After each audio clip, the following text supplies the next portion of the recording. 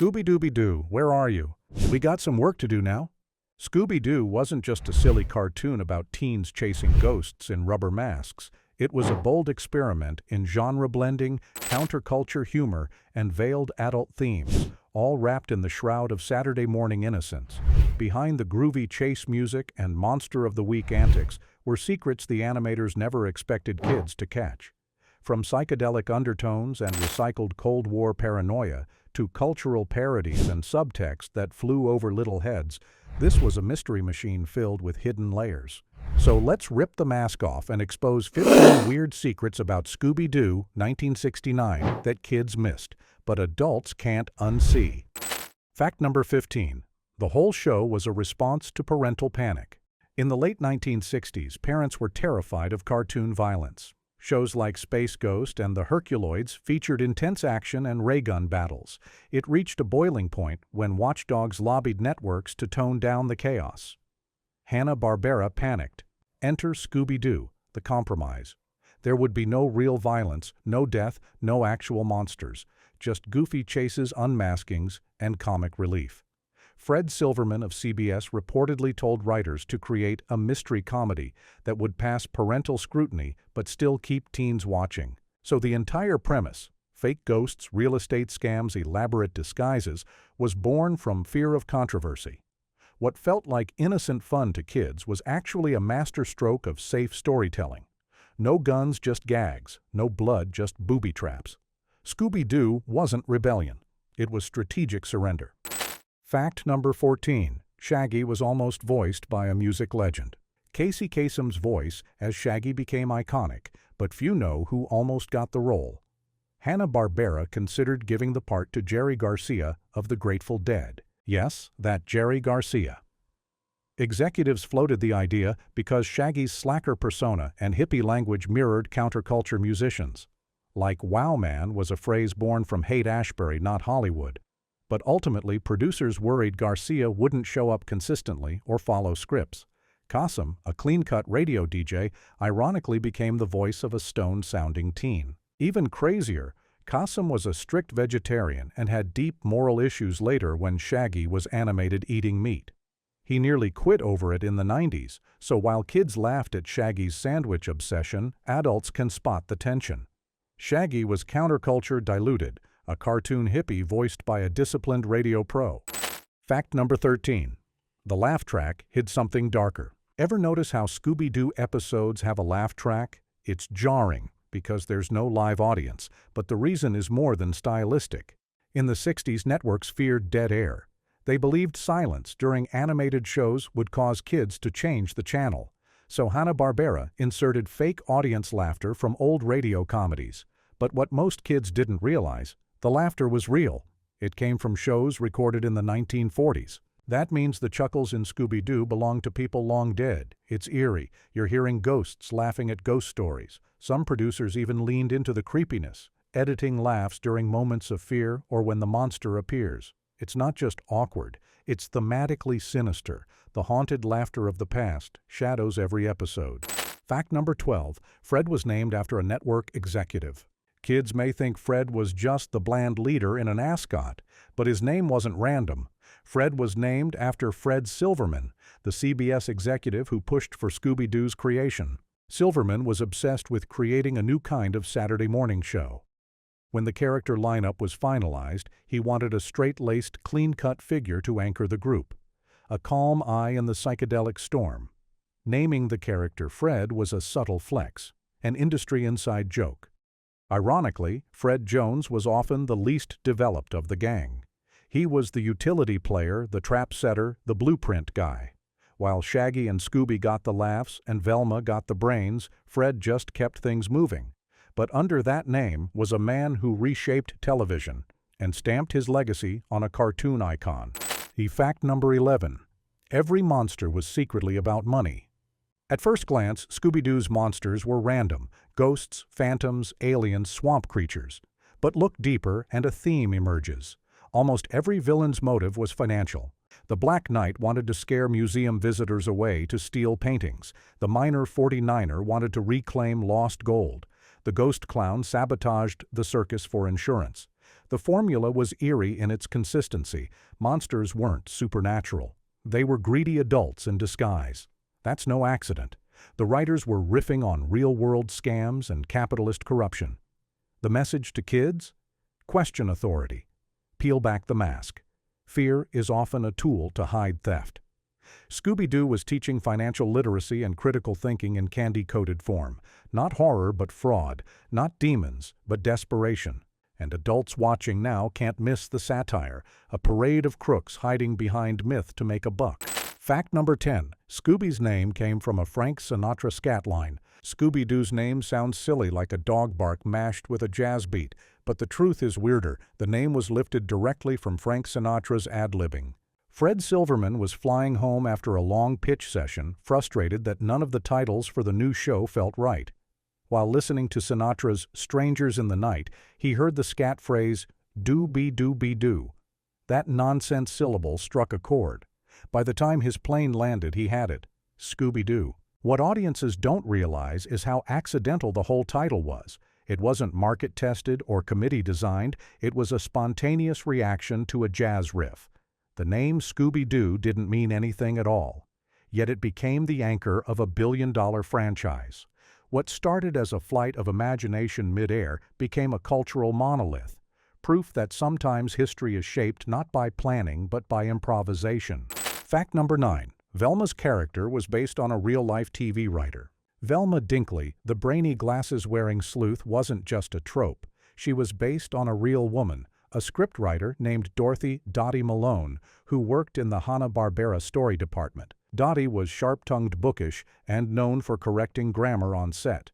She was a walking encyclopedia of weird facts and often solved logical plot holes before animators even noticed them. Writers started jokingly calling her Velma before the character existed. When the time came to create the group's intellect, they gave her Dottie's posture glasses and habit of saying, "Jinkies," one of Dottie's real exclamations. What kids saw as a quirky sidekick was actually an homage to a real woman solving real creative problems. Adults might also pick up on Velma's subtle independence. She wasn't chasing boys or worried about fashion, she carried the team intellectually. Velma wasn't background, she was blueprint. Fact number 8. The first episode was a secret pilot for a different show. Don't Fool with a Phantom wasn't just a random first episode. It was a coded pitch for a show Hanna-Barbera really wanted to make, a ghost-chasing detective series for adults.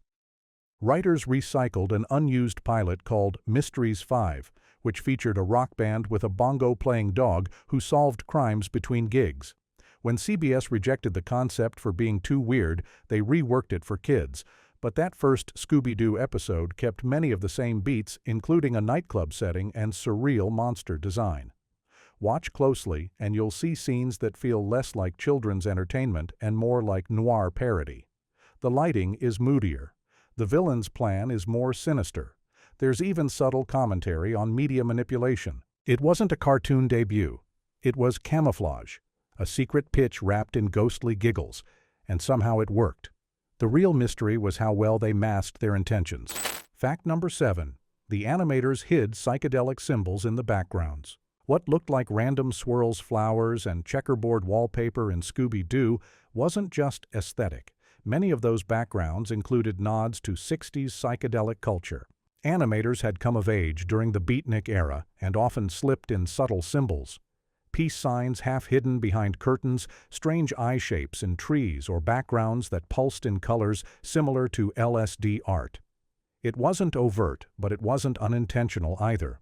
One scene in A Clue for Scooby-Doo features a background that closely resembles a Salvador Dali painting. Another has a van interior that mirrors the famous Ken Kesey Merry Prankster bus. To kids it was just groovy.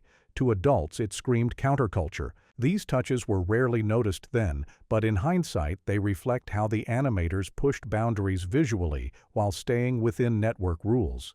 The monster was fake, but the art was tripping. Fact number 6. The show secretly mocked adult authority figures. One of Scooby-Doo's running jokes was that the villain was always someone in power: the mayor, the curator, the carnival owner. To kids it was just a formula, but to adults it was biting satire. Writers deliberately chose authority figures as the villains to critique institutions. The idea was that people in suits and ties could be corrupt manipulators hiding their greed behind respectability. This theme echoed across episodes. From bankers faking hauntings to professors stealing artifacts, the message was clear: don't trust credentials without investigation. The real monsters wore masks of authority. It wasn't just mystery solving, it was rebellion in disguise. Scooby-Doo became a platform for anti-establishment humor wrapped in goofy antics. And for adults watching with their kids, it felt like a wink and a warning. Power can be performative. Always check behind the curtain. Fact number 5. Scooby's voice was inspired by a slurring drunk. Don Messick, the legendary voice actor behind Scooby-Doo, didn't base the character's speech on a dog. He based it on a slurring human, specifically the way a drunk person might try to sound formal. Messick blended slurred consonants with a rolling R and inserted extra vowels to make Scooby sound like he was trying to talk through a mouthful of peanut butter. It was meant to be funny, but also slightly unsettling. The original inspiration came from watching a colleague do impressions of inebriated aristocrats. That's why Scooby doesn't just bark. He says things like "Roo-row raggy" with human-like enunciation and oddly mature tones. Kids thought it was funny. Adults realized it sounded weirdly adult, almost like a party guest making fun of someone.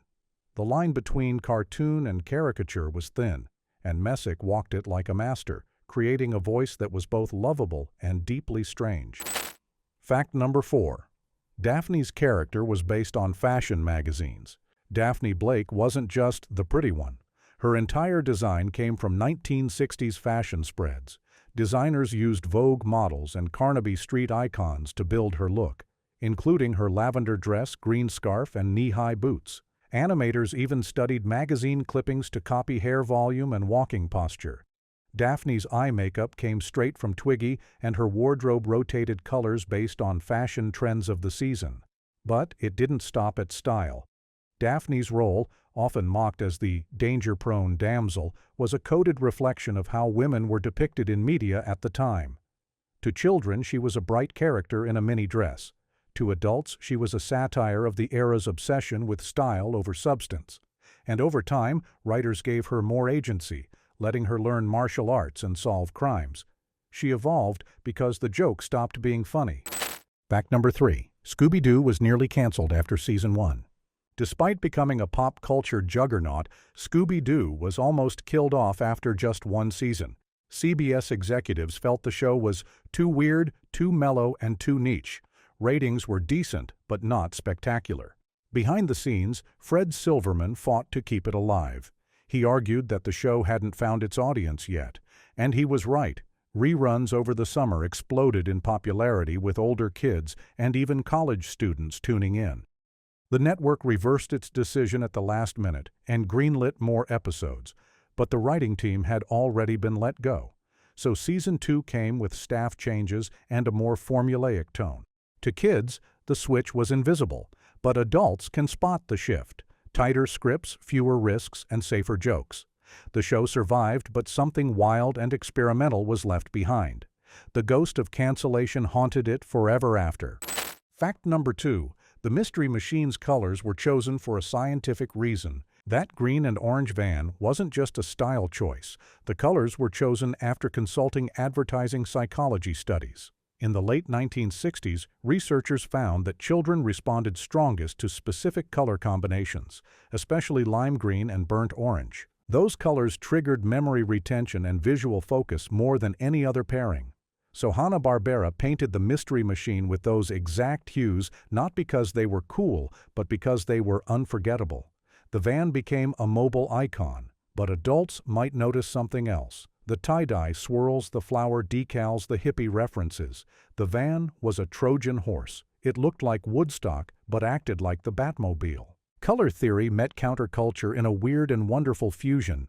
And to this day, marketing textbooks cite the Mystery Machine as a perfect example of subliminal brand mastery. Fact number 1, the ghosts were never the point. For all the talk of ghosts, goblins, and monsters, Scooby-Doo was never truly about fear.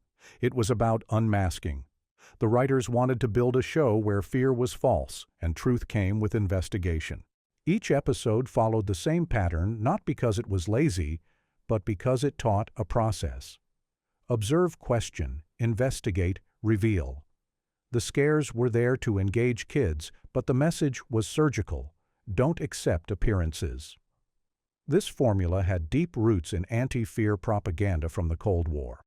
The idea was to teach young viewers that not everything scary is dangerous. Sometimes the thing that looks monstrous is just a greedy old man in costume. For adults, the moral hits harder. The real world is full of masks and lies, and Scooby-Doo planted the earliest seeds of skepticism in an entire generation. It wasn't just a cartoon, it was a classroom in disguise. Bonus fact: Scooby's full name is a satire of aristocratic titles. You've heard it once or twice, Scoobert Doo. Yes, that's his official full name. But here's the real twist. Writers chose that name to mock British upper-class naming traditions. The joke was subtle. Give a goofy dog a full formal name that sounded like an earl. Scoobert, like Egbert or Wilbert. It was Hanna-Barbera's way of poking fun at cartoons that took themselves too seriously. In fact, Scooby-Doo as a whole was a rebellion against formality. His awkward full name was the final jab. A dog with a gentleman's title solving crimes with slapstick. A complete inversion of the Sherlock Holmes type. So next time you hear Scoobert Doo, remember, it's not just a gag, it's a thesis. Scooby wasn't just a character, he was the weirdest deconstruction of authority in cartoon history. Scooby-Doo started as a desperate attempt to dodge censorship and please nervous parents, but somehow it became a generation-defining satire. It mocked authority, hid psychedelic clues, and made kids question everything, all while pretending to be about ghosts. So the next time you hear Roo-Row or see the Mystery Machine roll by, remember this: behind every laugh was a lesson, and behind every mask was something all too real.